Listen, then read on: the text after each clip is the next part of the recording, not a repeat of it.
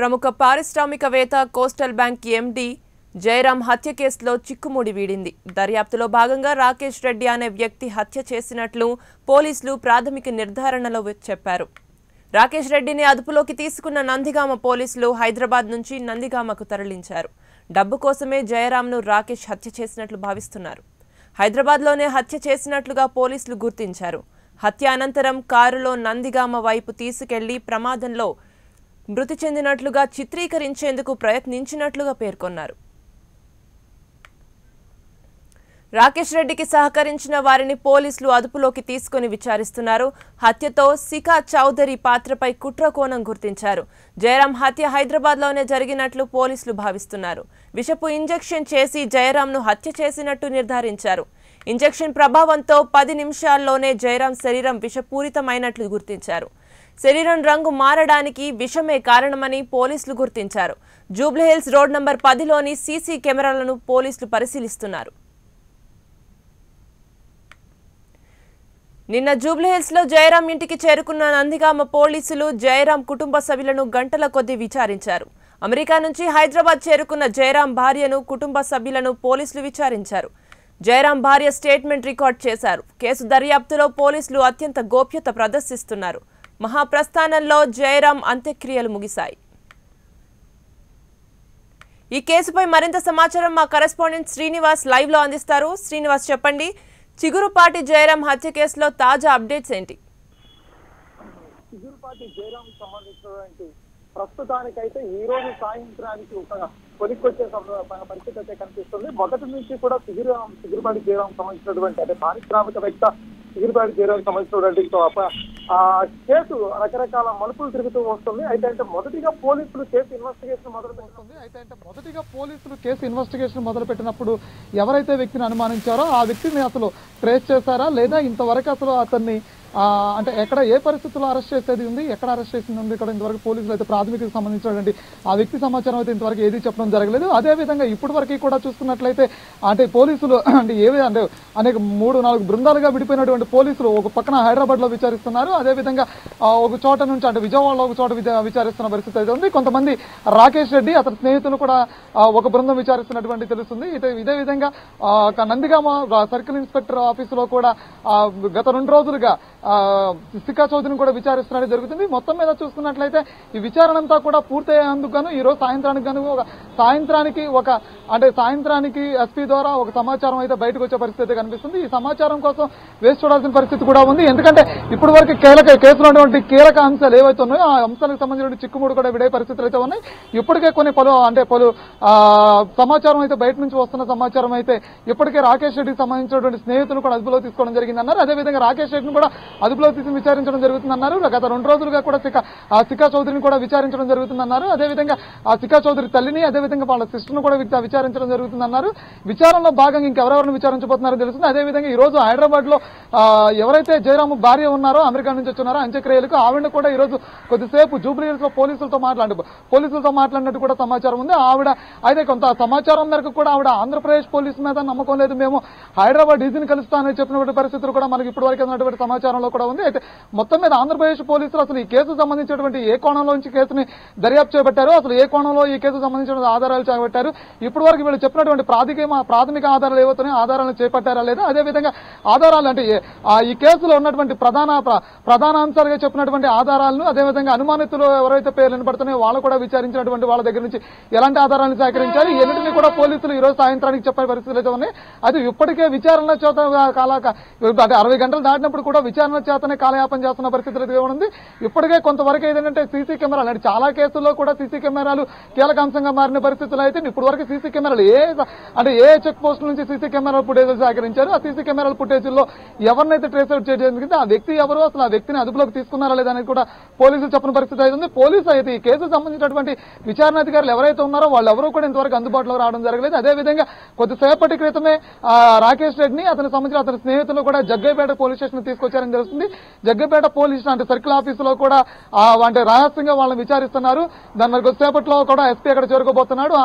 ఆయన కూడా కొద్ది గంటల వాళ్ళని విచారించిన తర్వాతే దీని మీద ఏదైనటువంటి ఒక క్లారిటీకి వచ్చే పరిస్థితి ఉంది. అదేవిధంగా క్లారిటీకి ఏమొస్తున్నారు, ఏం చెప్పబోతున్నారు అనేది కూడా ఆసక్తికరంగా ఉంది. అయితే ఇదే సందర్భంలో మనకున్నటువంటి సమాచారంలో కూడా ఆంధ్రప్రదేశ్ పోలీస్ మీద మాకు నమ్మకం లేదు, హైదరాబాద్ లోని డీజీని కలుస్తాము, ఈ కేసుని హైదరాబాద్ నుంచి ఫాలో అప్ చేస్తామని కూడా జయరాం భార్య చెప్పినట్టయితే సమాచారం మన దగ్గర ఉంది ప్రస్తుతానికి.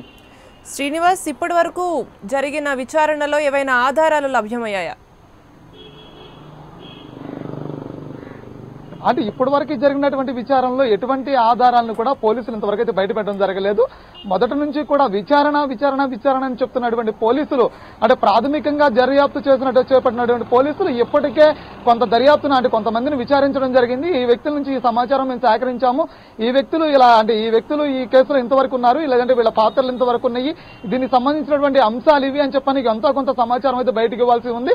అయితే ఈ కేసుని తప్పుదోవ పట్టిస్తున్నారా, లేదంటే కేసు నీరుగారుతుందా, లేదంటే రాజకీయ ఒత్తిళ్ల ప్రమేయం ఉందని తెలుసుకోవాలి. ఎందుకంటే జయరాం భార్య మాట్లాడిన దాన్ని బట్టి కూడా చూసుకోగల రాజకీయ ఒత్తిళ్లతోనో లేదంటే పోలీసులు కేసు తప్పుదోవను పట్టించే విధంలోనో చూసుకున్నట్లయితే కనుక వీళ్ళు ఇంతవరకు విచారణకు సంబంధించినటువంటి ఎటువంటి సమాచారాన్ని కూడా పూర్తిగా బయటకు ఇవ్వలేదు. కొన్ని మీడియా సంస్థల్లో వస్తున్నటువంటి కథనాలను కూడా మీరు నమ్మొద్దు, అవన్నీ కూడా వాస్తవాలు కాదు అని చెప్తున్నారు. మేము ఏ మహిళలను కూడా విచారించలేని చెప్పిన డైరెక్ట్ గా జిల్లా ఎస్పీనే రాత్రి మీడియాతో కూడా చెప్పడం జరిగింది. మేమేంట ఎవరిని కూడా ఇంతవరకు విచారణ పేరుతో పిలవలేదు, అయితే విచారణకు మాత్రం పిలుస్తాము కంపల్సరీ. ఇప్పటి వరకు ఎవరైతే పేర్లు వినబడుతున్నాయో ప్రతి ఒక్కరిని కూడా పిలిచి విచారించే అనుమానితులుగా ప్రతి ఒక్కరిని పిలుస్తాము, విచారిస్తామే తప్ప ఎవరు దోషులు ఎవరు నిర్దోషులు అని తేల్చాలి అంటే కనుక మా విచారణ పూర్తి అవ్వాలంటున్నారు.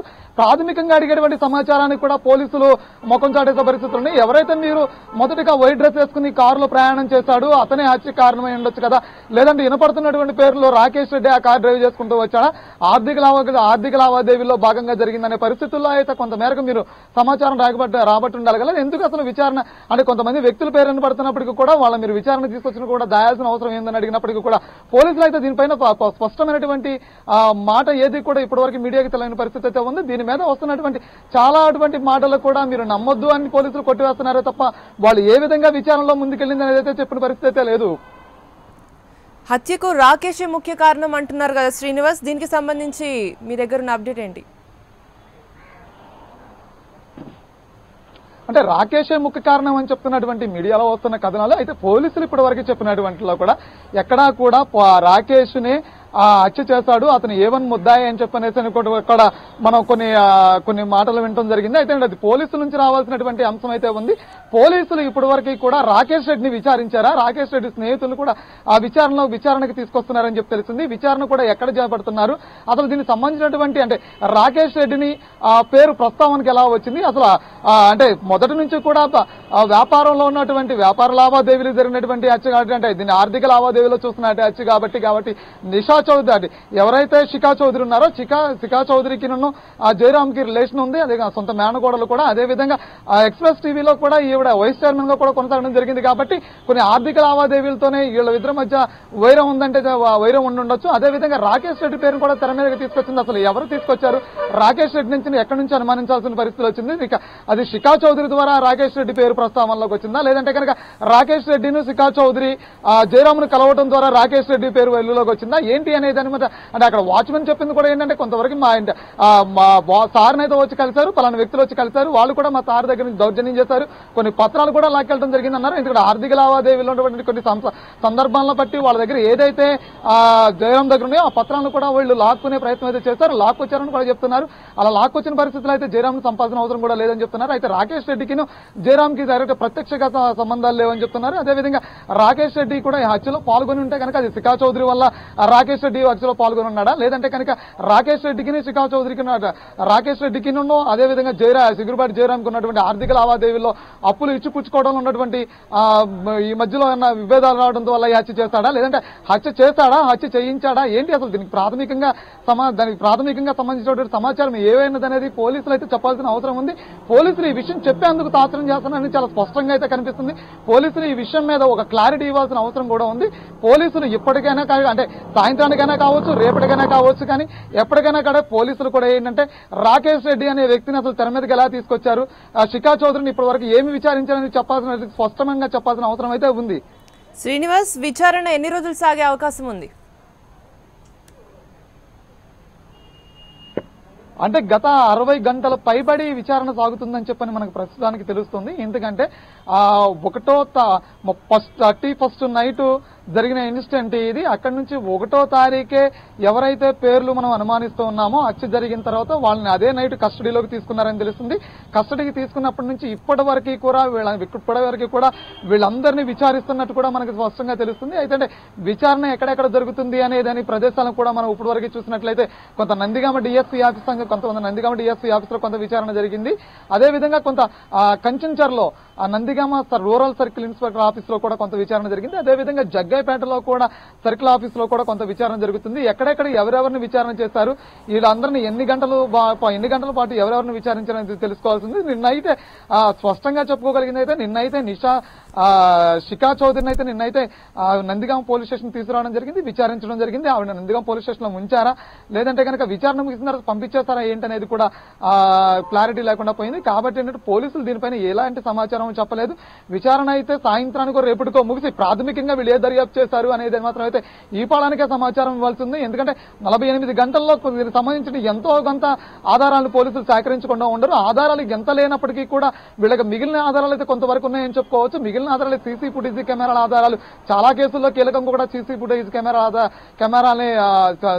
ని చాలా వరకు కీలకంగా కూడా చూసిన పరిస్థితుల్లో సీసీ ఫుటేజ్ నుంచి వచ్చిన ఆధారాలను కూడా కొంతవరకు వీళ్ళు సేకరించినట్లుంటే ఏ మార్గాల్లో ప్రయాణించారు, ఎలా వచ్చారు, తిరిగి ఏ మార్గాల్లో తిరిగి వెళ్ళడం జరిగింది, అసలు ఈ వ్యక్తి ఎవరైనా ట్రేస్ చేయడానికి కూడా ఇంచుమించుగా 48 గంటలు సరిపోతుందని కూడా మనం చెప్పుకోవచ్చు. 48 గంటల్లో ప్రాథమికంగా వీళ్ళు చేసిన దర్యాప్తును అయితే మీడియా ముందు ప్రవేశపెట్టడం వల్ల నిందితులు తప్పించుకునే అవకాశం కూడా ఎటువంటి అవకాశం ఉండదు. ఎందుకంటే ప్రాథమికంగా చేసిన దర్యాప్తు ఎంతవరకు చేశారో అంతవరకు కొంతలైనా చెప్పే పరిస్థితి అయితే ఉంది.